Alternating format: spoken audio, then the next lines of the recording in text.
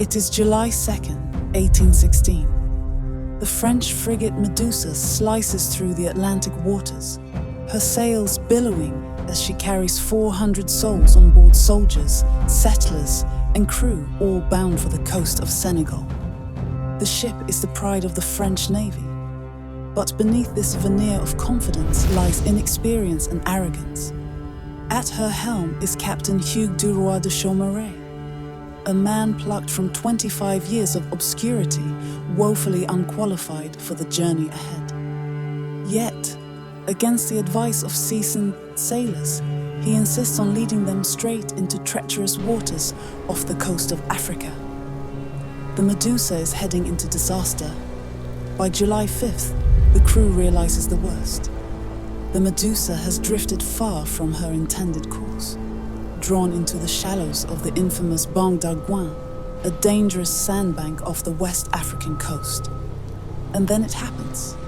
The Medusa shudders violently. Her hull grinds to a halt, trapped in the sand like prey, caught in the jaws of a predator. Panic ripples through the ship. Hours turn into days. The sweltering sun beats down mercilessly, and hope begins to melt away. Captain de Chaumareix is paralyzed with indecision.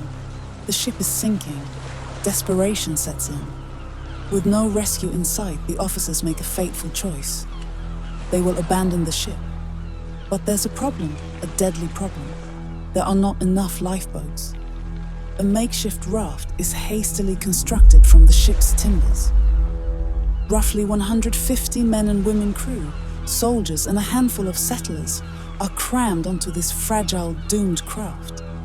A floating coffin, tethered to the lifeboats by the slimmest of ropes. The lifeboats, carrying the officers and the elite, are promised to tow them to safety. But that promise is a lie.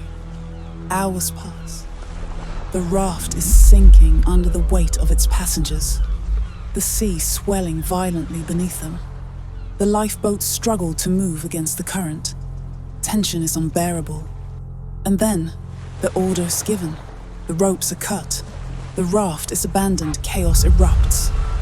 The raft drifts helplessly into the vast, unforgiving ocean. Within hours, the weak are thrown overboard, their cries lost in the roar of the sea.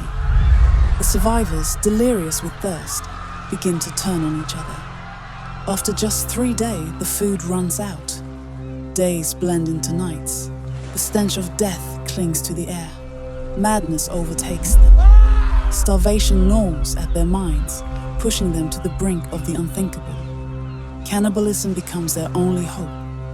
For 13 agonizing days, the survivors fight the sea, the sun, and each other. Of the 150 people who boarded the raft, only 15 are still alive when a rescue ship, the Argus, spots the wreckage in the distance. But those who survived the raft's horrors are broken, haunted by the unspeakable. The Medusa, once a symbol of France's power and prestige, now a grim testament to the failures of leadership, to human desperation, and to the fragile line between civilization and savagery. The survivors' stories would shock the world. Artists would immortalize their suffering in paint. But no canvas could truly capture the terror of those lost days adrift in a sea of madness.